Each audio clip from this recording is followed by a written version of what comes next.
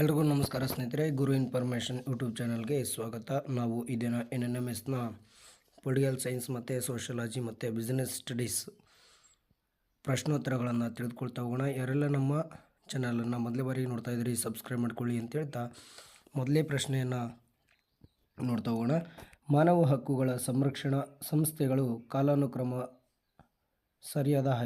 ರಚನೆಯಾದ ಕಾಲಾನುಕ್ರಮದ ಸರಿಯಾದ ಆಯ್ಕೆಗಳನ್ನು ಗುರುತಿಸಿ ಅಂತಿದೆ. ಎ ರಾಷ್ಟ್ರೀಯ ಮಾನವ ಹಕ್ಕುಗಳ ಆಯೋಗ, ಬಿ ರಾಷ್ಟ್ರೀಯ ಅಲ್ಪಸಂಖ್ಯಾತರ ಆಯೋಗ, ಸಿ ರಾಷ್ಟ್ರೀಯ ಪರಿಶಿಷ್ಟ ಆಯೋಗ, ಡಿ ರಾಷ್ಟ್ರೀಯ ಮಹಿಳಾ ಆಯೋಗ. ಇವುಗಳು ಕಾಲಾನುಕ್ರಮದಲ್ಲಿ ರಚನೆ ಮಾಡಬೇಕಂತ ಹೇಳಿದ್ದಾರೆ. ಇದರಲ್ಲಿ ನಾವು ನೋಡೋದಾದರೆ ರಾಷ್ಟ್ರೀಯ ಮಾನವ ಹಕ್ಕುಗಳ ಆಯೋಗ 1993, ಹಾಗೆ ಬಿ ರಾಷ್ಟ್ರೀಯ ಅಲ್ಪಸಂಖ್ಯಾತರ ಆಯೋಗ 1993ರಲ್ಲೇ ರಚನೆಯಾಗಿರ್ತಕ್ಕಂಥದ್ದು. ಸಿ ಪರಿಶಿಷ್ಟ ಜಾತಿ ಆಯೋಗ, ಇದು 2004ರಲ್ಲಿ ರಚನೆಯಾಗಿರ್ತಕ್ಕಂಥದ್ದು. ಡಿ ರಾಷ್ಟ್ರೀಯ ಮಹಿಳಾ ಆಯೋಗ, ಇದು 1992ರಲ್ಲಿ ರಚನೆಯಾಗಿರ್ತಕ್ಕಂಥದ್ದು. ಹಾಗಾಗಿ ಇದರಲ್ಲಿ ಡಿ ಆಪ್ಷನ್ ಎಲ್ಲಿ ಬರುತ್ತೆ ನೋಡಿರಿ ಸ್ನೇಹಿತರೆ, ಆಪ್ಷನ್ ನಂಬರ್ 1 ಡಿ. ಹಾಗೆ ನೆಕ್ಸ್ಟು ಬಿ ಅಂತ ಆಗಬೇಕು, ಆಮೇಲೆ ಎ, ಸಿ. ಸರಿಯಾದಂಥ ಉತ್ತರ ಯಾವುದಂದರೆ ಡಿ ಸರಿಯಾದಂತಹ ಉತ್ತರ ಆಗುತ್ತೆ ಸ್ನೇಹಿತರೆ.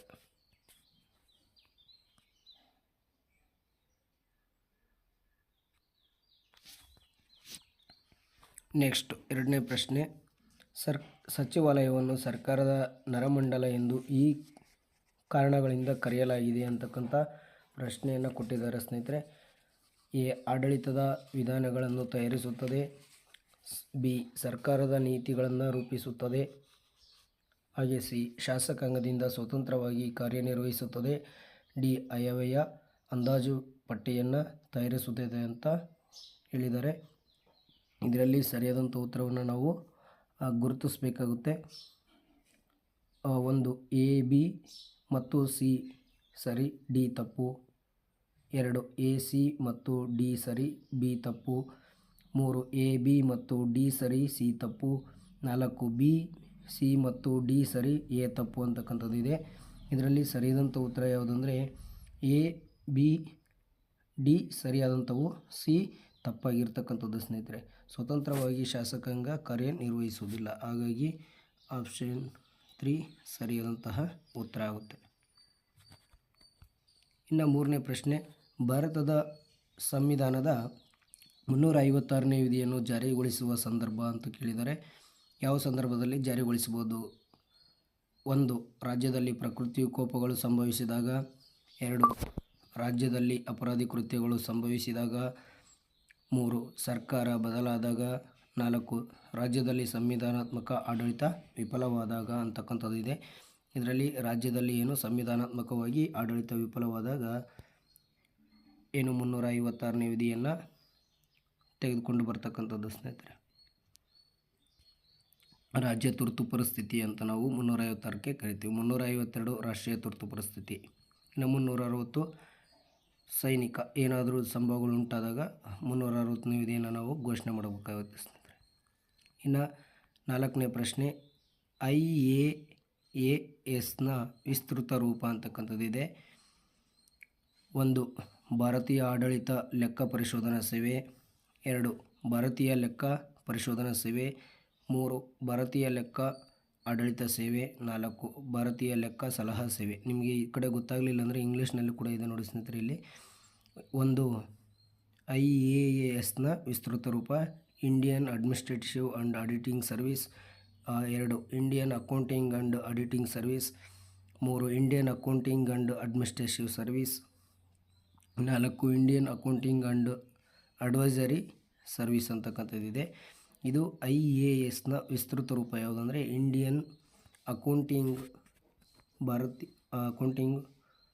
ಆಡಿಟಿಂಗ್ ಸರ್ವಿಸ್ ಅಂತಕ್ಕಂಥದ್ದು ಸರಿಯಾದಂಥ ಉತ್ತರ ಆಗುತ್ತೆ ಸ್ನೇಹಿತರೆ. ಇನ್ನು 5ನೇ ಪ್ರಶ್ನೆ, ನೌಕರರು ಕಚೇರಿಯಲ್ಲಿ ಕಾರ್ಯನಿರ್ವಹಿಸುವ ಮೂಲಕ ಪಡೆಯುವ ತರಬೇತಿಯನ್ನು ಹೀಗೆಂದು ಕರೆಯಲಾಗುತ್ತದೆ ಅಂತಕ್ಕಂಥದ್ದಿದೆ. ಇದರಲ್ಲಿ ಸರಿಯಾದಂಥ ಉತ್ತರವನ್ನು ನಾವು ಗಮನಿಸಬೇಕಾಗುತ್ತೆ. 1 ಅನೌಪಚಾರಿಕ ತರಬೇತಿ, 1 ಔಪಚಾರಿಕ ತರಬೇತಿ, 3ನೇದು ಹಿನ್ನೆಲೆ ತರಬೇತಿ, 4ನೇದು ಪರಿಣಿತ ತರಬೇತಿ ಅಂತಕ್ಕಂಥದ್ದಿದೆ. ಇದರಲ್ಲಿ ಸರಿಯಾದಂಥ ಉತ್ತರ ಯಾವುದಂದರೆ ಅನೌಪಚಾರಿಕ ತರಬೇತಿಯನ್ನು ನೌಕರರಿಗೆ ಕೊಡ್ತಕ್ಕಂಥದ್ದು ಸ್ನೇಹಿತರೆ. ಇನ್ನು 6ನೇ ಪ್ರಶ್ನೆ, ರಾಷ್ಟ್ರೀಯ ಮಾನವ ಹಕ್ಕುಗಳ ಆಯೋಗದ ಅಧ್ಯಕ್ಷ ಮತ್ತು ಸದಸ್ಯರನ್ನು ನೇಮಕ ಯಾರು ಮಾಡುವರು ಅಂತಕ್ಕಂಥದ್ದಿದೆ. 1 ಮುಖ್ಯ ನ್ಯಾಯಾಧೀಶರು, 2 ರಾಷ್ಟ್ರಪತಿಗಳು, 3 ಪ್ರಧಾನಮಂತ್ರಿ, 4 ಕೇಂದ್ರ ಗೃಹ ಸಚಿವ ಅಂತಕ್ಕಂಥದ್ದಿದೆ. ಯಾರು? ರಾಷ್ಟ್ರಪತಿಗಳು ಆಯ್ಕೆ ಮಾಡ್ತಕ್ಕಂಥದ್ದು ಸ್ನೇಹಿತರೆ. ಇನ್ನು 7ನೇ ಪ್ರಶ್ನೆ, ನಗರದ ಚಿಕ್ಕ ಚಿಕ್ಕ ಚುನಾವಣಾ ವಿಭಾಗಗಳನ್ನು ಹೀಗೆಂದು ಕರೆಯಲಾಗುತ್ತದೆ ಅಂತಕ್ಕಂಥದ್ದಿದೆ. 1 ವಿಭಾಗಗಳು, 2 ಕ್ಷೇತ್ರಗಳು, 3 ಮತಗಟ್ಟೆಗಳು, 4 ವಾರ್ಡ್ಗಳು. ನಾವು ಸಿಟಿಗಳೆಲ್ಲ ನೋಡ್ತಕ್ಕಂಥದ್ದು ಯಾವುದಂದರೆ ವಾರ್ಡ್ಗಳು ಅಂತಕ್ಕಂಥದ್ದನ್ನು ನೋಡ್ಬೋದು ಸ್ನೇಹಿತರೆ. ಅಲ್ಲಿ ಚುನಾವಣಾ ವಿಭಾಗಗಳನ್ನು ವಾರ್ಡ್ಗಳಾಗಿ ಮಾಡಿಕೊಂಡಿರ್ತಕ್ಕಂಥದ್ದು.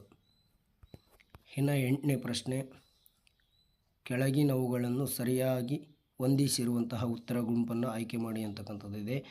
ಇದರಲ್ಲಿ ನಾವು ಸರಿಯಾಗಿ ಗುರುತಿಸಬೇಕಾಗುತ್ತೆ. ಗ್ರಾಮ ಪಂಚಾಯಿತಿ, ಜಿಲ್ಲಾ ಪಂಚಾಯಿತಿ, ನಗರಸಭೆ ಮತ್ತು ಮಹಾನಗರ ಪಾಲಿಕೆ ಅಂತಕ್ಕಂಥದ್ದಿದೆ. ಎ ಆಯುಕ್ತರು, ಬಿ ಮುಖ್ಯಾಧಿಕಾರಿಗಳು ಮತ್ತು ಪಂಚಾಯತ್ ರಾಜ್ ಅಭಿವೃದ್ಧಿ ಅಧಿಕಾರಿ, ಡಿ ಮುಖ್ಯ ಕಾರ್ಯನಿರ್ವಾಹಕ ಅಂತಂದಿದೆ. ಗ್ರಾಮ ಪಂಚಾಯಿತಿ ಯಾವುದು? PDO. ಜಿಲ್ಲಾ ಪಂಚಾಯಿತಿ ಯಾವುದು? CEO ಮುಖ್ಯ ಕಾರ್ಯನಿರ್ವಾಹಕ ಚೀಫ್ ಎಕ್ಸಿಕ್ಯೂಟಿವ್ ಆಫೀಸರ್. ನಗರಸಭೆ ಯಾರು? ಮುಖ್ಯ ಅಧಿಕಾರಿ. ಮಹಾನಗರ ಪಾಲಿಕೆ ಆಯುಕ್ತರು ಅಂತಕ್ಕಂಥದ್ದನ್ನು ಗಮನಿಸಬೇಕಾಗುತ್ತೆ. ಇನ್ನು 9ನೇ ಪ್ರಶ್ನೆ, 1688ರಲ್ಲಿ ಇಂಗ್ಲೆಂಡಿನಲ್ಲಿ ನಡೆದಂತಹ ರಕ್ತರಹಿತ ಕ್ರಾಂತಿಯ ಪರಿಣಾಮ ಏನಾಗಿದೆ ಅಂತಕ್ಕಂಥದ್ದನ್ನು ನಾವು ನೋಡಬೇಕಾಗುತ್ತೆ. 1 ಸ್ವಾತಂತ್ರ್ಯದ ಘೋಷಣೆಯಾಯಿತು. 2 ರಾಜನ ಅಧಿಕಾರ ಕಡಿಮೆಯಾಯಿತು. 3 ಬಿಲ್ ಆಫ್ ರೈಟ್ಸ್ ಜಾರಿಗೊಳಿಸಲಾಯಿತು. 4 ಗಣರಾಜ್ಯ ಸ್ಥಾಪನೆಯಾಯಿತು ಅಂತಕ್ಕಂಥದ್ದಿದೆ. ಇಲ್ಲಿ ಏನಾಯಿತು ಅಂದರೆ ಬಿಲ್ ಆಫ್ ರೈಟ್ಸನ್ನು ಜಾರಿಗೊಳಿಸಲಾಯಿತು ಸ್ನೇಹಿತರೆ. Bill of rights option number 3 ಸರಿಯಾದಂತಹ ಉತ್ತರ ಆಗುತ್ತೆ.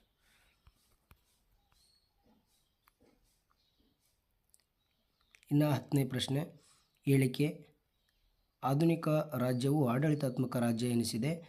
ಹೇಳಿಕೆ 2, ಸಾರ್ವಜನಿಕ ಆಡಳಿತವು ಮಾನವನ ಸರ್ವಾಂಗೀಣ ಅಭಿವೃದ್ಧಿಗೆ ಅವಶ್ಯಕವಾಗಿದೆ, ಅತ್ಯವಶ್ಯಕವಾಗಿದೆ ಅಂತಕ್ಕಂಥದ್ದಿದೆ. 1 2 ಹೇಳಿಕೆಗಳು ಸರಿ. 2ನೇ ಹೇಳಿಕೆ 1ನೇ ಹೇಳಿಕೆಗೆ ಪೂರಕವಾಗಿದೆ. 2 ಹೇಳಿಕೆಗಳು ತಪ್ಪು. 3 2 ಹೇಳಿಕೆಗಳು ಸರಿ, ಆದರೆ 2ನೇ ಹೇಳಿಕೆಗೆ 1ನೇ ಹೇಳಿಕೆ ಪೂರಕವಾಗಿಲ್ಲ. 4 2 ಹೇಳಿಕೆಗಳು ಸರಿ, ಆದರೆ ಅವೆರಡಕ್ಕೂ ಪರಸ್ಪರ ಸಂಬಂಧವಿಲ್ಲ ಅಂತಕ್ಕಂಥದ್ದಿದೆ. ಇಲ್ಲಿ 2 ಹೇಳಿಕೆಗಳು ಸರಿಯಾಗಿದ್ದಾವೆ. 2ನೇ ಹೇಳಿಕೆ 1ನೇ ಹೇಳಿಕೆಗೆ ಪೂರಕವಾಗಿರ್ತಕ್ಕಂಥದ್ದು ಕೂಡ ಇದೆ ಸ್ನೇಹಿತರೆ. ಹಾಗಾಗಿ ಆಪ್ಷನ್ ನಂಬರ್ 1 ಸರಿಯಾದಂಥ ಉತ್ತರ. ಆಡಳಿತಾತ್ಮಕ ರಾಜ್ಯವು ಕೂಡ ಎನಿಸಿದೆ. ಸಾರ್ವಜನಿಕ ಆಡಳಿತವು ಮಾನವನ ಸರ್ವಾಂಗೀಣ ಅಭಿವೃದ್ಧಿಗೆ ಅತ್ಯವಶ್ಯಕವಾಗಿ ನಾವು ಪ್ರಸ್ತುತ ದಿನಮಾನಗಳಲ್ಲಿ ನೋಡ್ತಾ ಇರ್ಬೋದು. ಇನ್ನು 11ನೇ ಪ್ರಶ್ನೆ, ಇಂಗ್ಲೆಂಡಿನ ದೊರೆ ಮಹಾಸನ್ನದಿಗೆ ಸಹಿ ಹಾಕಿದುದರ ಪರಿಣಾಮ ಏನಾಗಿದೆ ಅಂತಕ್ಕಂಥದ್ದಿದೆ. ಇಲ್ಲಿ ಎಲ್ಲ ಪ್ರಜೆಗಳು ಸ್ವಂತ ಹಾಗೂ ಪಿತ್ರಾರ್ಜಿತ ಆಸ್ತಿಯ ಹಕ್ಕನ್ನು ಪಡೆದರು. 2 ಸರ್ಕಾರದ ಆಡಳಿತದಲ್ಲಿ ಮಧ್ಯ ಪ್ರವೇಶಿಸಿತು. 3 ಎಲ್ಲ ಪ್ರಜೆಗಳು ತಮ್ಮ ಹಕ್ಕನ್ನು ಕಳೆದುಕೊಂಡರು. 4 ಕೆಲವು ಪ್ರಾಚೀನ ಸಂಪ್ರದಾಯಗಳನ್ನು ಜಾರಿಗೊಳಿಸಲಾಯಿತು ಅಂತಕ್ಕಂಥದ್ದಿದೆ. ಇದರಲ್ಲಿ ಸರಿಯಾದಂಥ ಉತ್ತರ ಏನಾಗಿದೆ ಅಂದರೆ ನೋಡಿ, ಮಹಾಸನ್ನದಿಗೆ ಸಹಿ ಹಾಕಿರುವುದರ ಪರಿಣಾಮ ಎಲ್ಲ ಪ್ರಜೆಗಳಿಗೆ ಸ್ವಂತ ಹಾಗೂ ಪಿತ್ರಾರ್ಜಿತ ಆಸ್ತಿಯ ಹಕ್ಕನ್ನು ಪಡೆದುಕೊಂಡರು. 12ನೇ ಪ್ರಶ್ನೆ, ಫಿಫ್ತ್ ನನ್ರ ಪ್ರಕಾರ ಸಾರ್ವಜನಿಕ ಆಡಳಿತ ಎಂದರೆ ಏನು ಅಂತಕ್ಕಂಥದ್ದಿದೆ. ಕಾನೂನಿನ ಸಮಗ್ರ ಮತ್ತು ಕ್ರಮಬದ್ಧ ಜಾರಿಗೊಳಿಸುವಿಕೆ. 2 ಸಾರ್ವಜನಿಕ ನೀತಿಯನ್ನು ಜಾರಿಗೊಳಿಸುವ ಸಾಮೂಹಿಕ ಯತ್ನದ ಸಂಯೋಜನೆ. 3 ಸರ್ಕಾರದ ಕಾರ್ಯಗಳನ್ನು ನಿರ್ವಹಿಸುವ ಕಾರ್ಯಾಂಗ ಶಾಖೆ. 4 ರಾಜ್ಯ ವ್ಯವಹಾರಗಳನ್ನು ನಡೆಸಿಕೊಂಡು ಹೋಗುವ ಅಂಗ ಅಂತಕ್ಕಂಥದ್ದಿದೆ. ಇಲ್ಲಿ ಏನು ಫಿನ್ನನ್ ಪ್ರಕಾರ ಸಾರ್ವಜನಿಕ ನೀತಿಯನ್ನು ಜಾರಿಗೊಳಿಸುವ ಮೂಲಕ ಸಾಮೂಹಿಕ ಯತ್ನದ ಸಂಯೋಜನೆ ಅಂತಕ್ಕಂಥದ್ದು ಸರಿಯಾದಂತಹ ಉತ್ತರ ಆಗುತ್ತೆ. ಇನ್ನು 13ನೇ ಪ್ರಶ್ನೆ, ಪೊಲೀಸ್ ಎಂಬ ಗ್ರೀಕ್ ಪದದ ಅರ್ಥ ಏನು ಅಂತಕ್ಕಂಥದ್ದಿದೆ. 1 ರಾಜ್ಯ, 2 ಜನತೆ, 3 ನಗರ ರಾಜ್ಯ, 4 ದೇಶ. ಪೊಲೀಸ್ ಪದದ ಅರ್ಥ ನಗರ ರಾಜ್ಯ ಅಂತಕ್ಕಂಥದ್ದನ್ನು ನಾವು ನೋಡ್ಬೋದು ಸ್ನೇಹಿತರೆ. ಇನ್ನು 14ನೇ ಪ್ರಶ್ನೆ, ಸಾರ್ವಜನಿಕ ಆಡಳಿತದ ಪಿತಾಮಹ ಯಾರು ಅಂತಕ್ಕಂಥದ್ದಿದೆ. 1 ವುಡ್ರೋ ವಿಲ್ಸನ್, 2 ಫಿನ್ನನ್ನರ್, 3 ಲೂಥರ್ ಗಲಿಕ್, 4 ಅಲೆಕ್ಸಾಂಡರ್ ಹ್ಯಾಮಿಲ್ಟನ್ ಅಂತಕ್ಕಂಥದ್ದಿದೆ. ಇದರಲ್ಲಿ ಸರಿಯಾದಂಥ ಉತ್ತರ ಯಾರು ಅಂದರೆ ವುಡ್ರೋ ವಿಲ್ಸನ್. ಇನ್ನು ಲೂಥರ್ ಗಲಿಕ್ಕು ಪೋಸ್ಟ್ ಕಾರ್ಡ್ ಅಂತಕ್ಕಂಥದ್ದು ಬರುತ್ತೆ ಸ್ನೇಹಿತರೆ, ಅಲ್ಲಿ ಅದನ್ನು ನೋಡ್ಕೋಬೋದು ಯೋಜನೆ. ಇನ್ನು ಪಾಲಿಟಿಕ್ಸ್ ಎಂಬ ಕೃತಿಯ ಲೇಖಕ ಯಾರು ಅಂತಕ್ಕಂಥದ್ದು ಇದೆ. 1 ಪ್ಲೇಟೋ, 2 ಅರಿಸ್ಟಾಟಲ್, 3 ಸಾಕ್ರೆಟಿಸ್, 4 ಕೌಟಿಲ್ಯ. ಪ್ಲೇಟೋನ ಕೃತಿ ಯಾವುದು, ಹಾಗೆ ಅರಿಸ್ಟಾಟಲ್ನ ಕೃತಿ, ಹಾಗೆ ಕೌಟಿಲ್ಯನ ಕೃತಿ ನಮಗೆ ಗೊತ್ತಿರಬೇಕು. ಏನು ಅರಿಸ್ಟಾಟಲ್ ಕೃತಿ ಅದು ಪಾಲಿಟಿಕ್ಸ್ ಅಂತಕ್ಕಂಥದ್ದು ಸರಿಯಾದಂಥ ಉತ್ತರ ಆಗುತ್ತೆ. ಕೌಟಿಲ್ಯ ಏನು ಅರ್ಥಶಾಸ್ತ್ರ ಬರೀತಾನೆ ಸ್ನೇಹಿತರೆ. ಇನ್ನು 16ನೇ ಪ್ರಶ್ನೆ ರಾಜ್ಯಶಾಸ್ತ್ರದ ಅಧ್ಯಯನದ ಮಹತ್ವವನ್ನು ತಿಳಿಸುವ ಹೇಳಿಕೆ ಸರಿಯಾದಂತಹ ಆಯ್ಕೆಯನ್ನು ಗುರುತಿಸಿ ಅಂತ ಹೇಳಿದ್ದಾರೆ. ಎ ಸರ್ಕಾರದ ರಚನೆ ಮತ್ತು ಕಾರ್ಯಗಳನ್ನು ತಿಳಿಸುತ್ತದೆ. ಬಿ ರಾಜ್ಯಶಾಸ್ತ್ರ ಒಂದು ಸ್ವತಂತ್ರ ವಿಜ್ಞಾನ. ಸಿ ಅಂತಾರಾಷ್ಟ್ರೀಯ ಶಾಂತಿ ಮತ್ತು ಸಹಕಾರದ ಮಹತ್ವ ತಿಳಿಸುತ್ತದೆ. ಡಿ ಸಾಮೂಹಿಕ ವರ್ತನೆಗಳನ್ನು ಅರ್ಥೈಸುತ್ತದೆ ಅಂತಕ್ಕಂಥದ್ದಿದೆ. ಇದರಲ್ಲಿ ಸರಿಯಾದಂಥ ಉತ್ತರವನ್ನು ನಾವು ಗಮನಿಸಬೇಕಾಗುತ್ತೆ. ಸರಿಯಾದಂಥ ಉತ್ತರ ಏನಂದರೆ ಸರ್ಕಾರದ ರಚನೆ ಮತ್ತು ಕಾರ್ಯಗಳನ್ನು ತಿಳಿಸುತ್ತದೆ, ಹಾಗೆಯೇ ಅಂತಾರಾಷ್ಟ್ರೀಯ ಶಾಂತಿ ಮತ್ತು ಸಹಕಾರವನ್ನು ತಿಳಿಸುತ್ತದೆ ಸ್ನೇಹಿತರೆ. ಹಾಗಾಗಿ ಇಲ್ಲಿ ಸರಿಯಾದಂಥ ಉತ್ತರ ಎ ಮತ್ತು ಸಿ ಸರಿಯಾದಂತಹ ಉತ್ತರ ಆಗುತ್ತೆ. ಇನ್ನು 17ನೇ ಪ್ರಶ್ನೆ ಆಸ್ತಿಯ ಹಕ್ಕನ್ನು ಮೂಲಭೂತ ಹಕ್ಕುಗಳ ಭಾಗದಿಂದ ತೆಗೆದುಹಾಕಿರುವಂತಹ ಸಂವಿಧಾನದ ತಿದ್ದುಪಡಿ ಯಾವುದು ಅಂತಕ್ಕಂಥದ್ದು ಕೇಳಿದರೆ 1 41ನೇ ತಿದ್ದುಪಡಿ, 2 42ನೇ ತಿದ್ದುಪಡಿ, 3 43ನೇ ತಿದ್ದುಪಡಿ, ಹಾಗೆ 4 44ನೇ ತಿದ್ದುಪಡಿ ಅಂತಕ್ಕಂಥದ್ದನ್ನು ಕೊಟ್ಟಿದ್ದಾರೆ. ಇಲ್ಲಿ ಸರಿಯಾದಂಥ ಉತ್ತರವನ್ನು ನಾವು ಗಮನಿಸಿದಾಗ 44ನೇ ತಿದ್ದುಪಡಿಯಿಂದ ಏನು ಮಾಡಿದ್ದಾರೆ, ಆಸ್ತಿಯ ಹಕ್ಕನ್ನು ತೆಗೆದು ಹಾಕಲಾಗಿದೆ ಸ್ನೇಹಿತರೆ. ಇನ್ನು 41ನೇ ತಿದ್ದುಪಡಿ ಏನು ತಿಳಿಸುತ್ತಂದರೆ KPSC ಮತ್ತು UPSCಯ ಅಧ್ಯಕ್ಷ ಸದಸ್ಯರ ಅಧಿಕಾರಾವಧಿಯನ್ನು 60 ಮತ್ತು 62 ವರ್ಷಕ್ಕೆ ಏರಿಸುತ್ತಾರೆ. ಹಾಗೆ 42ನೇ ತಿದ್ದುಪಡಿ ಏನಂದರೆ ಸುಪ್ರೀಂ ಕೋರ್ಟು ಮತ್ತು ಹೈಕೋರ್ಟ್ನ ಒಂದು ವಿಮರ್ಶೆಯ ಅಧಿಕಾರವನ್ನು ನೀಡಿರ್ತಕ್ಕಂಥದ್ದು. ಇನ್ನು 44ನೇ ತಿದ್ದುಪಡಿ ಆಸ್ತಿಯ ಹಕ್ಕನ್ನು ಮಾಡಿರ್ತಕ್ಕಂಥದ್ದು ಸ್ನೇಹಿತರೆ. ಇನ್ನು 42ನೇ ತಿದ್ದುಪಡಿಯನ್ನು ನಾವೇನಂತ ಕರಿತೀವಿ ಅಂದರೆ ಮಿನಿ ಸಂವಿಧಾನ ಅಂತ ಕೂಡ ಕರಿತೀವಿ. 43ನೇ ತಿದ್ದುಪಡಿ ಸುಪ್ರೀಂ ಕೋರ್ಟ್ ಮತ್ತು ಹೈಕೋರ್ಟ್ಗೆ ವಿಮರ್ಶೆ ನೀಡಿರೋದು. ಇನ್ನು 18ನೇ ಪ್ರಶ್ನೆ ಮಾನವ ಹಕ್ಕು ಮತ್ತು ಮೂಲಭೂತ ಹಕ್ಕುಗಳ ನಡುವಿನ ವ್ಯತ್ಯಾಸವನ್ನು ಗುರುತಿಸಿರಿ ಅಂತಕ್ಕಂಥದ್ದಿದೆ. ಇಲ್ಲಿ 1 ಮಾನವ ಹಕ್ಕುಗಳು ಸಂಕುಚಿತವಾಗಿವೆ, ಮೂಲಭೂತ ಹಕ್ಕುಗಳು ವಿಶಾಲವಾಗಿವೆ. 2 ಮಾನವ ಹಕ್ಕುಗಳಿಗೆ ನ್ಯಾಯಾಲಯದ ರಕ್ಷಣೆ ಇದೆ, ಮೂಲಭೂತ ಹಕ್ಕುಗಳಿಗೆ ನ್ಯಾಯಾಲಯದ ರಕ್ಷಣೆ ಇಲ್ಲ. ಮಾನವ ಹಕ್ಕುಗಳಿಗೆ ನ್ಯಾಯಾಲಯದ ರಕ್ಷಣೆ ಇಲ್ಲ, ಮೂಲಭೂತ ಹಕ್ಕುಗಳಿಗೆ ನ್ಯಾಯಾಲಯದ ರಕ್ಷಣೆ ಇದೆ. 4 ಮಾನವ ಹಕ್ಕುಗಳು ಮಾನವ ಅಭಿವೃದ್ಧಿಗೆ ಪೂರಕವಾಗಿವೆ, ಮೂಲಭೂತ ಹಕ್ಕುಗಳು ಮಾನವ ಅಭಿವೃದ್ಧಿಗೆ ಪೂರಕವಾಗಿಲ್ಲ ಅಂತಕ್ಕಂಥ ಇದೆ. ಇಲ್ಲಿ ಸರಿಯಾದಂಥ ಉತ್ತರ ಏನಪ್ಪ ಅಂದರೆ ಮಾನವ ಹಕ್ಕುಗಳಿಗೆ ನ್ಯಾಯಾಲಯದ ರಕ್ಷಣೆ ಇಲ್ಲ, ಆದರೆ ಮೂಲಭೂತ ಹಕ್ಕುಗಳಿಗೆ ನ್ಯಾಯಾಲಯದ ರಕ್ಷಣೆ ಇದೆ ಅಂತಕ್ಕಂಥದ್ದು ಸರಿಯಾದಂಥ ಉತ್ತರ ಆಗುತ್ತೆ. ಆಪ್ಷನ್ ನಂಬರ್ 3 ಸರಿಯಾದಂಥ ಉತ್ತರ. ಇನ್ನು 19ನೇ ಪ್ರಶ್ನೆ ಕರ್ನಾಟಕ ಲೋಕ ಸೇವಾ ಆಯೋಗವು ಸ್ಥಾಪಿಸಲ್ಪಟ್ಟಂತಹ ವರ್ಷ ಯಾವುದು ಅಂತಕ್ಕಂಥದ್ದನ್ನು ಕೇಳಿದರೆ 1950, 1951, 1952, 1953. ಇದಕ್ಕೆ ಸರಿಯಾದಂಥ ಉತ್ತರ ಆಪ್ಷನ್ ನಂಬರ್ 2 ಸರಿಯಾದಂತಹ ಉತ್ತರ ಆಗುತ್ತೆ. 1951ರಲ್ಲಿ KPSC ಆಯೋಗ ಸ್ಥಾಪನೆಯಾಗಿರ್ತಕ್ಕಂಥದ್ದು. ಇನ್ನು 20ನೇ ಪ್ರಶ್ನೆ ಕೇಂದ್ರ ಲೋಕ ಸೇವಾ ಆಯೋಗದ ಸದಸ್ಯರುಗಳ ಅವಧಿ 1 6 ವರ್ಷಗಳು ಅಥವಾ 65 ವರ್ಷದವರೆಗೆ, 2 5 ವರ್ಷಗಳು ಅಥವಾ 60 ವರ್ಷದವರೆಗೆ, 3 6 ವರ್ಷಗಳು ಅಥವಾ 60 ವರ್ಷದವರೆಗೆ, 5 ವರ್ಷಗಳು ಅಥವಾ 5 ವರ್ಷಗಳು ಅಥವಾ 65 ವಯಸ್ಸಿನವರೆಗೆ ಅಂತಕ್ಕಂಥದ್ದಿದೆ. ಇದರಲ್ಲಿ ಸರಿಯಾದಂಥ ಉತ್ತರವನ್ನು ನಾವು ಗಮನಿಸೋದಾದರೆ 6 ವರ್ಷಗಳು ಅಥವಾ 65 ವರ್ಷದವರೆಗೆ ಯಾವುದು ಮುಂದೆ ಆಗುತ್ತೋ ಅದು ಅಂತಕ್ಕಂಥದ್ದು ಸ್ನೇಹಿತರೆ. ಇನ್ನು 21ನೇ ಪ್ರಶ್ನೆ ಸ್ಥಳೀಯ ಸರ್ಕಾರಗಳ ರಚನೆಯ ಮುಖ್ಯ ಉದ್ದೇಶ ಏನು ಅಂತಕ್ಕಂಥದ್ದಿದೆ. 1 ಅಧಿಕಾರದ ವಿಕೇಂದ್ರೀಕರಣ, 2 ಅಧಿಕಾರಿ ಕೇಂದ್ರೀಕರಣ, 3 ರಾಜ್ಯಗಳಿಗೆ ಹೆಚ್ಚಿನ ಅಧಿಕಾರ, 4 ಅಧಿಕ ತೆರಿಗೆ ಸಂಗ್ರಹ ಅಂತಕ್ಕಂಥದ್ದಿದೆ. ಇದರ ಮುಖ್ಯ ಉದ್ದೇಶ ಏನಂದರೆ ಅಧಿಕಾರದ ವಿಕೇಂದ್ರೀಕರಣ ಅಂತಕ್ಕಂಥದ್ದು ಸರಿಯಾದಂಥ ಉತ್ತರ ಆಗುತ್ತೆ. ಯಾಕೆಂದರೆ ಎಲ್ಲ ಊರುಗಳಿಗೆ ಹೋಗಿ ಕೆಲಸ ಮಾಡಲಿಕ್ಕೆ ಆಗಲ್ಲ ಗೌರ್ಮೆಂಟ್ಗಳು, ಹಾಗಾಗಿ ಅಧಿಕಾರದ ವಿಕೇಂದ್ರೀಕರಣದಾಗ ಅಲ್ಲಿನೇ ಸದಸ್ಯರು ಏನು ಮಾಡ್ಬೋದು, ಅಲ್ಲಿನ ಕೆಲಸ ಕಾರ್ಯಗಳನ್ನು ಮಾಡಬಹುದಾಗಿದೆ ಅಭಿವೃದ್ಧಿಗೆ. ಅದಕ್ಕೋಸ್ಕರ ಅಧಿಕಾರದ ವಿಕೇಂದ್ರೀಕರಣವನ್ನು ಮಾಡುವಂಥದ್ದು ಇದರ ಪ್ರಮುಖವಾದಂತಹ ಉದ್ದೇಶ.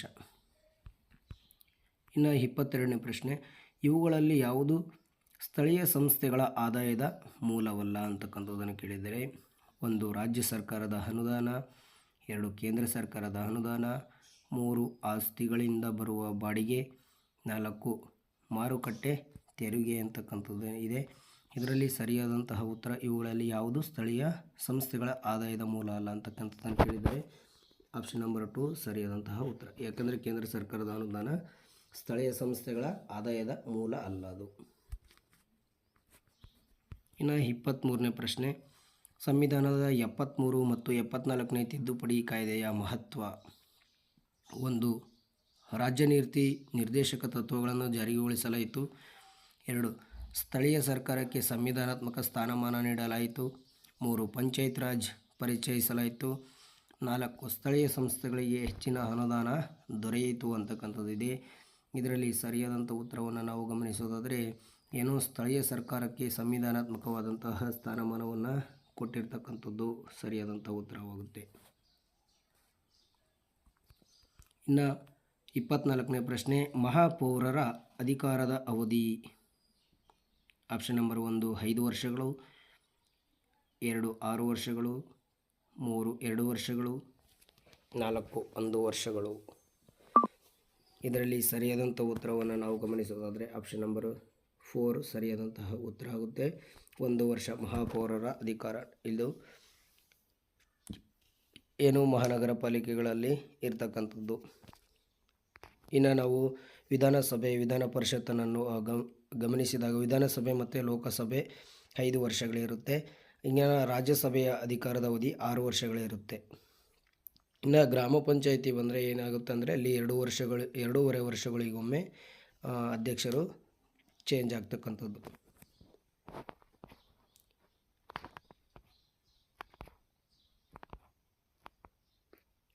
ಕೊಟ್ಟಿರುವ ಚಿತ್ರದಲ್ಲಿ ಖಾಲಿ ಇರುವಂತಹ ವೃತ್ತದಲ್ಲಿ ಬರೆಯಬೇಕಾದಂತಹ ಸೂಕ್ತವಾದ ಮೂಲಭೂತ ಹಕ್ಕನ್ನು ಆಯ್ಕೆ ಮಾಡಿ ಅಂತಕ್ಕಂಥದ್ದಿದೆ. 1 ಚುನಾವಣೆಯಲ್ಲಿ ಸ್ಪರ್ಧಿಸುವ ಹಕ್ಕು, ಸಂವಿಧಾನಾತ್ಮಕ ಪರಿಹಾರ ಹಕ್ಕು, 3 ಆಸ್ತಿಯ ಹಕ್ಕು, 4 ಮತದಾನದ ಹಕ್ಕು ಅಂತಕ್ಕಂಥದ್ದಿದೆ. ಸಮಾನತೆಯ ಹಕ್ಕು ಕೊಟ್ಟಿದ್ದಾರೆ, ಸ್ವಾತಂತ್ರ್ಯದ ಹಕ್ಕಿದೆ, ಶೋಷಣೆ ವಿರುದ್ಧದ ಹಕ್ಕಿದೆ, ಧಾರ್ಮಿಕ ಹಕ್ಕಿದೆ, ಸಾಂಸ್ಕೃತಿಕ ಮತ್ತು ಶೈಕ್ಷಣಿಕ ಹಕ್ಕಿದೆ.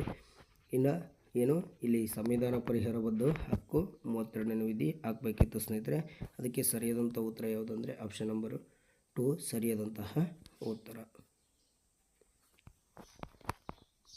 ಇನ್ನು 26ನೇ ಪ್ರಶ್ನೆ, ಶಿಕ್ಷಣವನ್ನು ಒಂದು ಮೂಲಭೂತ ಹಕ್ಕನ್ನಾಗಿ ಪರಿಗಣಿಸುವಂತೆ ಮಾಡಿರುವ ಸಂವಿಧಾನದ ತಿದ್ದುಪಡಿ ಇದಾಗಿದೆ.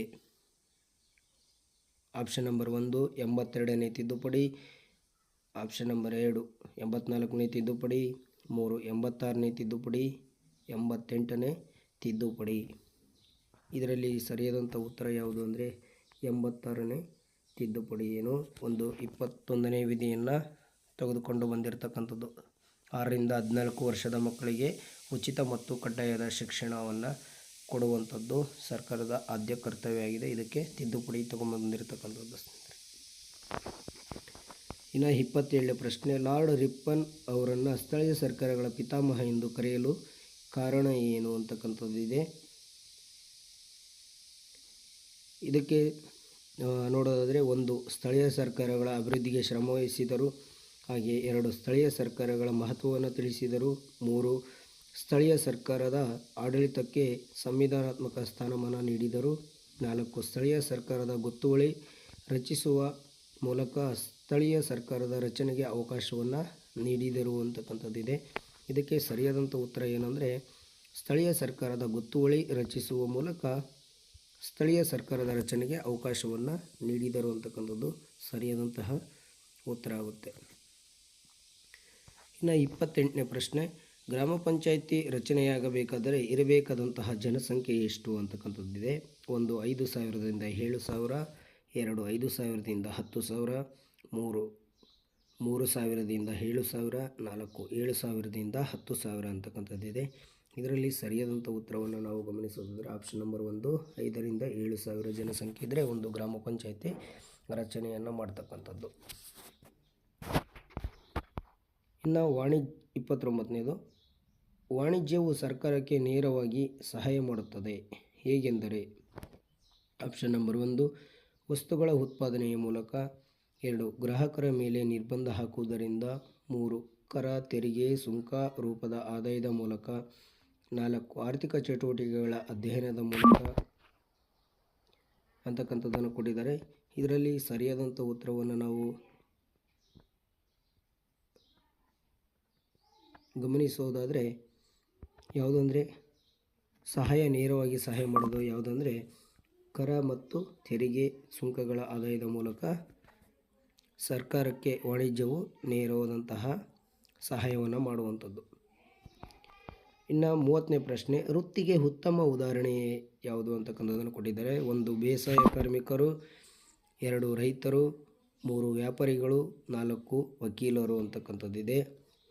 ಇದರಲ್ಲಿ ಸರಿಯಾದಂಥ ಉತ್ತರವನ್ನು ನಾವು ನೋಡೋದಾದರೆ ವೃತ್ತಿಗೆ ಉತ್ತಮ ಉದಾಹರಣೆ ಬೇಸಾಯ ಕಾರ್ಮಿಕರು, ರೈತರು, ವ್ಯಾಪಾರಿಗಳು ಇವರೆಲ್ಲರೂ ಕೂಡ ಏನಾಗ್ತಾರೆ, ಅಸಂಘಟಿತ ನೌಕರರಾಗ್ತಾರೆ. ಇಲ್ಲಿ ಉತ್ತಮ ವೃತ್ತಿ ಅಂದರೆ ಏನು, ವಕೀಲ ವೃತ್ತಿ ಅಂತಕ್ಕಂಥದ್ದನ್ನು ನಾವು ನೋಡಬೇಕಾಗುತ್ತೆ.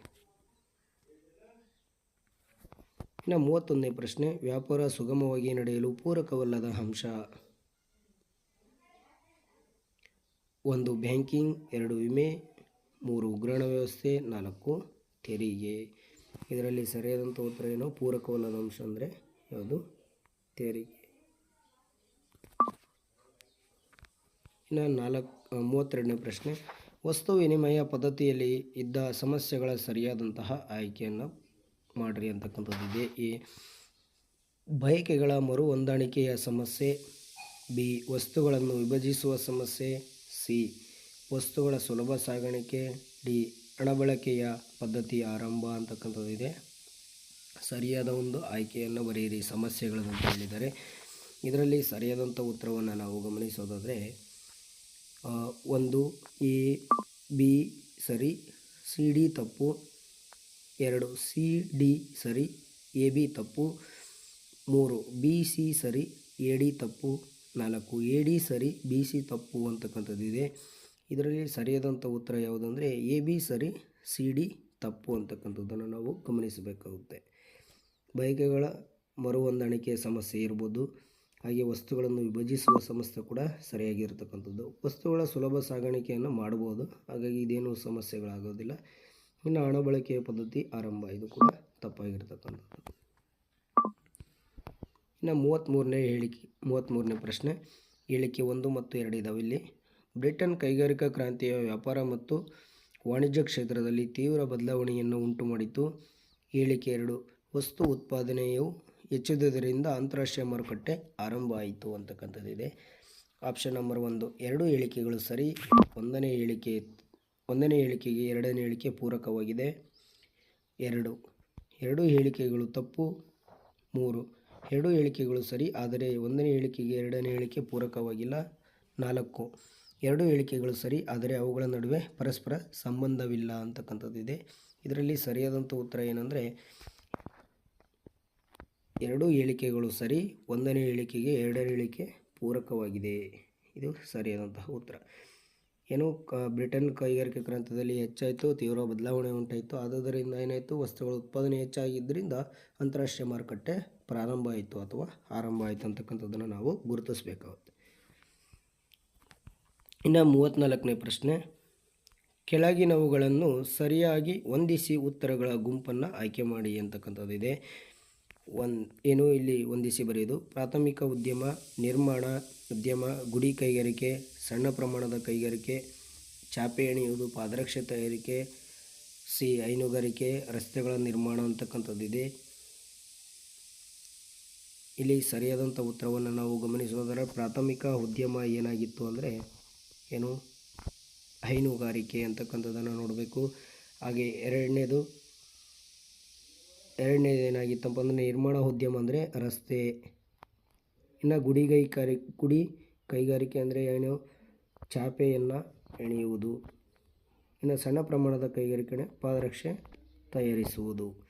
ಇದಕ್ಕೆ ಸರಿಯಾದಂಥ ಉತ್ತರವನ್ನು ನಾವು ಗಮನಿಸೋದಾದರೆ ಆಪ್ಷನ್ ನಂಬರ್ 3 ಸರಿಯಾದಂತಹ ಉತ್ತರ ಆಗುತ್ತೆ.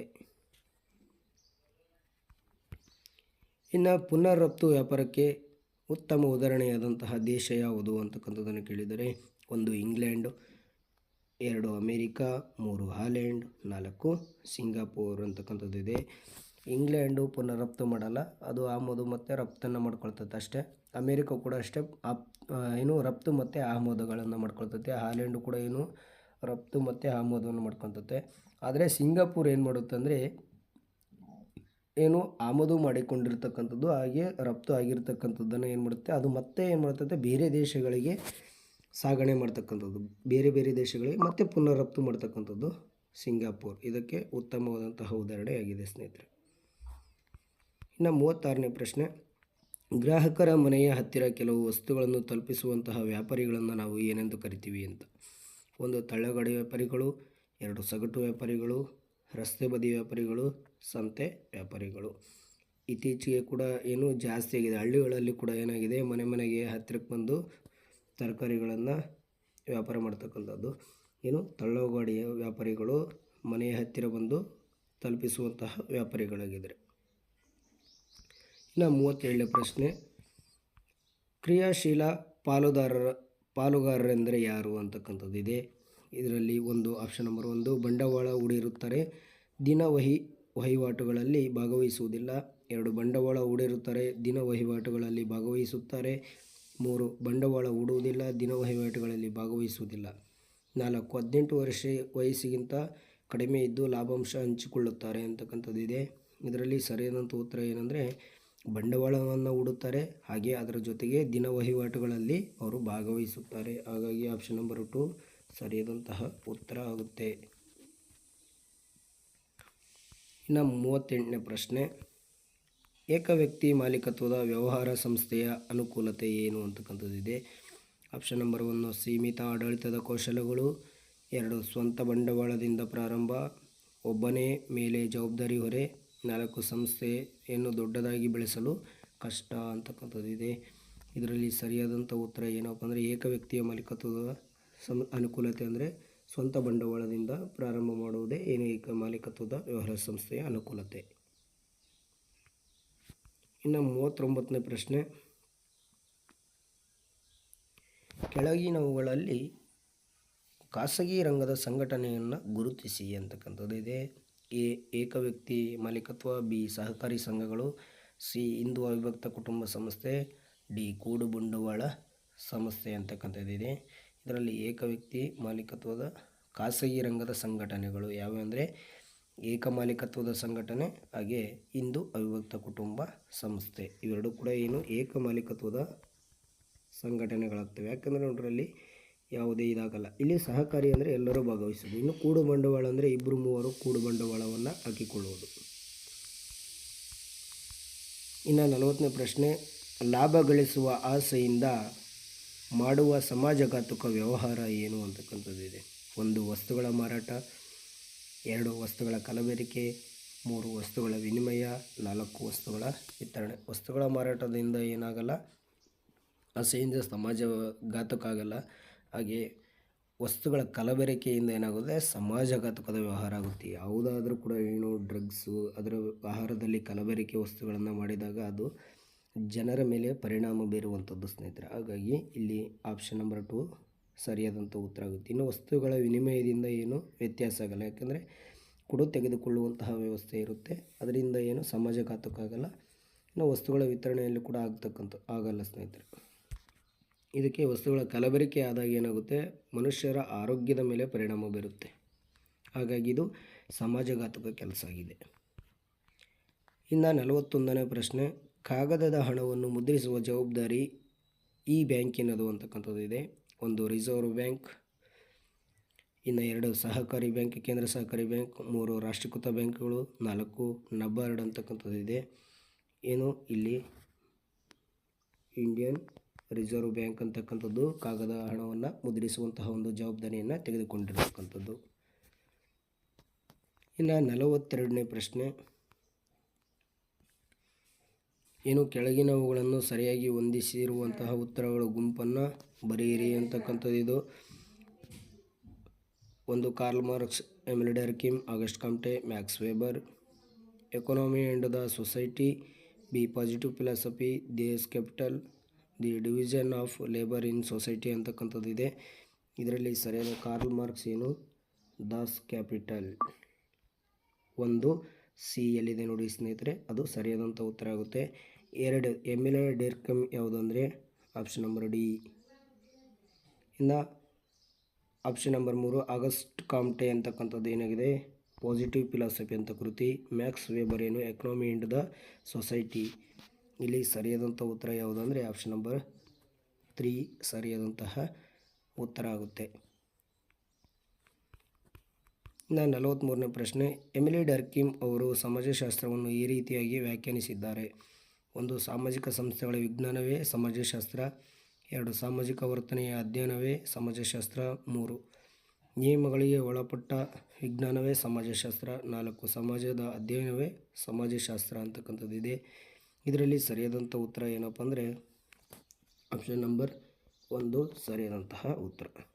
ಸಾಮಾಜಿಕ ಸಂಸ್ಥೆಗಳ ವಿಜ್ಞಾನವೇ ಸಮಾಜಶಾಸ್ತ್ರ. 44ನೇ ಪ್ರಶ್ನೆ. ಸಮಾಜದಲ್ಲಿರುವಂತಹ ಶೋಷಣೆ, ತಾರತಮ್ಯ, ದೌರ್ಜನ್ಯಗಳನ್ನು ಶಿಕ್ಷಣದ ಮೂಲಕ ಸರಿಪಡಿಸುವಂತಹ ಭರವಸೆಯನ್ನು ತೋರಿಸಿದವರು ಯಾರು ಅಂತಕ್ಕಂಥದ್ದಿದೆ. 1 A R Desai, 3 G S Ghurye, 3 M N Srinivas, doctor B R Ambedkar ಅಂತಕ್ಕಂಥದ್ದಿದೆ. ಇದರಲ್ಲಿ ಸರಿಯಾದಂಥ ಉತ್ತರ ಏನಪ್ಪ ಅಂದರೆ ಆಪ್ಷನ್ ನಂಬರ್ 4 ಸರಿಯಾದಂಥ ಉತ್ತರ. ಡಾಕ್ಟರ್ ಬಿ ಆರ್ ಅಂಬೇಡ್ಕರ್ ಶೋಷಣೆ, ತಾರತಮ್ಯ, ದೌರ್ಜನ್ಯಗಳನ್ನು ತೆಗೆದುಹಾಕುವ ಹಾಗೆ ಸಾಧಿಸುವಂತಹ ಒಂದು ಕೆಲಸವನ್ನು ಡಾಕ್ಟರ್ ಬಿ ಆರ್ ಅಂಬೇಡ್ಕರ್ ಅವರು ಮಾಡಿದ್ದಾರೆ. ಅವ್ರ ಜೀವನದಲ್ಲಿ ಆಗಿರ್ತಕ್ಕಂಥದ್ದನ್ನು ಇಲ್ಲಿ ನೋಡಿರ್ಬೋದು. ಇನ್ನು 45ನೇದು. ಚಿಂತನೆಗಳು, ನಂಬಿಕೆಗಳು, ಮೌಲ್ಯಗಳು ಈ ಕೆಳಗಿನ ಗುಂಪುಗಳಿಗೆ ಸೇರಿವೆ ಅಂತಕ್ಕಂಥದ್ದಿದೆ. 1 ಭೌತಿಕ ಸಂಸ್ಕೃತಿ, 2 ಅಭೌತಿಕ ಸಂಸ್ಕೃತಿ, 3 ನೈಸರ್ಗಿಕ ಸಂಸ್ಕೃತಿ, 4 ಧಾರ್ಮಿಕ ಸಂಸ್ಕೃತಿ ಅಂತಕ್ಕಂಥದ್ದಿದೆ. ಇದರಲ್ಲಿ ಯಾವುವು ಅಂದರೆ ಅಭೌತಿಕ ಸಂಸ್ಕೃತಿಗೆ ನಂಬಿಕೆ ಮತ್ತು ಚಿಂತನೆ ಮೌಲ್ಯಗಳು ಸೇರಿರ್ತಕ್ಕಂಥದ್ದು. ಇನ್ನು 46ನೇ ಪ್ರಶ್ನೆ. ಸಂಸ್ಕೃತಿಯ ಮಹತ್ವವನ್ನು ಸೂಚಿಸುವಂತಹ ಸರಿಯಾದ ಹೇಳಿಕೆಗಳು ಯಾವ್ಯಾವು? ಎ ಸಂಸ್ಕೃತಿಯ ಸಾಮಾಜಿಕ ಜ್ಞಾನವನ್ನು ನೀಡುತ್ತವೆ. ಬಿ ಸಮಾಜದ ಆರ್ಥಿಕ ಚಟುವಟಿಕೆಗಳನ್ನು ಪ್ರೋತ್ಸಾಹಿಸುತ್ತವೆ. ಸಿ ಸಂಸ್ಕೃತಿಯ ಮೌಲ್ಯಗಳನ್ನು ವಿವರಿಸುತ್ತವೆ. ಡಿ ಸಮಾಜದಲ್ಲಿ ರಾಜಕೀಯ ಪ್ರಜ್ಞೆಯನ್ನು ಬೆಳೆಸುತ್ತವೆ ಅಂತಕ್ಕಂಥದ್ದಿದೆ. ಇಲ್ಲಿ ಆಪ್ಷನ್ ನಂಬರ್ 1 ಎ ಮತ್ತು ಸಿ ಮಾತ್ರ, 2 ಎ ಡಿ ಮಾತ್ರ, 3 ಬಿ ಸಿ ಮಾತ್ರ, 4 ಸಿ ಡಿ ಮಾತ್ರ ಅಂತಕ್ಕಂಥದ್ದಿದೆ. ಇದರಲ್ಲಿ ಸರಿಯಾದಂಥ ಉತ್ತರ ಯಾವುದು ಅಂತಕ್ಕಂಥದ್ದನ್ನು ನೋಡೋದಾದರೆ ಆಪ್ಷನ್ ನಂಬರ್ 1 ಎ ಸಿ ಮತ್ತು ಸರಿಯಾದಂತಹ ಹೇಳಿಕೆಗಳಾಗಿವೆ. ಸಂಸ್ಕೃತಿಯು ಸಾಮಾಜಿಕ ಜ್ಞಾನವನ್ನು ನೀಡುತ್ತದೆ, ಹಾಗೆ ಸಂಸ್ಕೃತಿ ಮೌಲ್ಯಗಳನ್ನು ಅದು ವಿವರಿಸುತ್ತದೆ ಸ್ನೇಹಿತರೆ. ಇನ್ನು 47ನೇ ಪ್ರಶ್ನೆ. ಹೇಳಿಕೆ ಎ ಮತ್ತು ಬಿ ಇದ್ದಾವೆ. ಹೇಳಿಕೆ ಎ ಕುಟುಂಬ ಮಕ್ಕಳ ಪಾಲನೆಯನ್ನು ಪೋಷಣೆ ಮಾಡಿದರೆ ಶಾಲೆ ಮಕ್ಕಳಿಗೆ ಜ್ಞಾನವನ್ನು ಒದಗಿಸುತ್ತದೆ. ಹೇಳಿಕೆ ಬಿ ಸಾಮಾಜಿಕ ಸಂಸ್ಥೆಗಳು ಪರಸ್ಪರ ಸಹ ಸಂಬಂಧವನ್ನು ಹೊಂದಿರುತ್ತವೆ ಅಂತಕ್ಕಂಥದ್ದಿದೆ. ಇಲ್ಲಿ 1 ಎ ಮತ್ತು ಬಿ ಎರಡು ಸರಿಯಾಗಿದ್ದು ಎಯು ಬಿಗೆ ಪೂರಕವಾಗಿದೆ. 2 ಎ ಮತ್ತು ಬಿ ಎರಡು ತಪ್ಪು. 3 ಎ ಸರಿ ಬಿ ತಪ್ಪು, ಎಯು ಬಿಗೆ ಪೂರಕವಾಗಿಲ್ಲ. 4 ಬಿ ಸರಿ ಎ ತಪ್ಪು ಅಂತಕ್ಕಂಥದ್ದಿದೆ. ಇದರಲ್ಲಿ ಸರಿಯಾದಂಥ ಉತ್ತರ 2 ಸರಿಯಾಗಿರ್ತಕ್ಕಂಥದ್ದು ಸ್ನೇಹಿತರೆ. ನೋಡಿ, ಕುಟುಂಬ ಮಕ್ಕಳ ಪಾಲನೆಯನ್ನು ಪೋಷಣೆಯನ್ನು ಮಾಡಿದರೆ ಶಾಲೆ ಜ್ಞಾನವನ್ನು ಒದಗಿಸುತ್ತದೆ, ಹಾಗೆ ಸಾಮಾಜಿಕ ಸಂಸ್ಥೆಗಳು ಪರಸ್ಪರ ಸಹಸಂಬಂಧವನ್ನು ಹೊಂದಿರುತ್ತವೆ. ಏನೋ ಶಾಲೆಗೆ ಕುಟುಂಬವು ಕೂಡ ಅಷ್ಟೇ ಸಹಕಾರವನ್ನು ಸಮಾಜಕ್ಕೆ ಕೊಡ್ತಕ್ಕಂಥದ್ದು. ಸಮಾಜದಲ್ಲಿ ಒಂದು ಅಂಶ ಕುಟುಂಬ ಮತ್ತು ಶಾಲೆ ಇವೆರಡೂ ಹೊಂದಾಣಿಕೆಯಿಂದಿದ್ದಾಗ ಮಾತ್ರ ಮಕ್ಕಳ ಅಭಿವೃದ್ಧಿ ಸಾಧ್ಯ ಆಗುತ್ತೆ. ಹಾಗಾಗಿ ಆಪ್ಷನ್ ನಂಬರ್ 1 ಸರಿಯಾದಂತಹ ಉತ್ತರ. ಇನ್ನು 48ನೇ ಪ್ರಶ್ನೆ. ಸಮಾಜದ ವಿಕಾಸದ ವಿವಿಧ ಪ್ರಕಾರಗಳ ಸರಿಯಾದ ಅನುಕ್ರಮ ಯಾವುದು ಅಂತಕ್ಕಂಥದ್ದಿದೆ. 1 ಬೇಟೆ ಮತ್ತು ಆಹಾರ ಸಂಗ್ರಹಣಾ ಸಮಾಜ, ಪಶುಪಾಲನಾ ಸಮಾಜ, ಕೃಷಿ ಸಮಾಜ, ನಗರ ಸಮಾಜ. ಹಾಗೆ ನಗರ ಸಮಾಜ, ಕೃಷಿ ಸಮಾಜ 2ನೇದು, ಪಶುಪಾಲನಾ ಸಮಾಜ ಬೇಟೆ ಮತ್ತು ಆಹಾರ ಸಂಗ್ರಹಣಾ ಸಮಾಜ. 3 ಪಶುಪಾಲನಾ ಸಮಾಜ, ಕೃಷಿ ಸಮಾಜ, ಬೇಟೆ ಮತ್ತು ಆಹಾರ ಸಂಗ್ರಹಣಾ ಸಮಾಜ, ನಗರ ಸಮಾಜ. 4 ಬೇಟೆ ಮತ್ತು ಆಹಾರ ಸಂಗ್ರಹಣಾ ಸಮಾಜ, ಪಶುಪಾಲನಾ ಸಮಾಜ, ನಗರ ಸಮಾಜ, ಕೃಷಿ ಸಮಾಜ. ಇದಕ್ಕೆ ಸರಿಯಾದಂಥ ಉತ್ತರ ಏನಂದರೆ ಆಪ್ಷನ್ ನಂಬರ್ 1 ಸರಿಯಾದಂತಹ ಉತ್ತರ ಆಗುತ್ತೆ.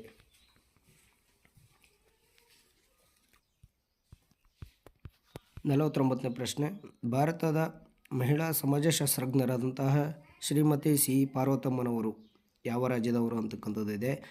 1 ಮಹಾರಾಷ್ಟ್ರದವರು, 2 ಕೇರಳದವರು, 3 ಕರ್ನಾಟಕದವರು, 4 ತಮಿಳುನಾಡಿನವರು ಅಂತಕ್ಕಂಥದ್ದಿದೆ.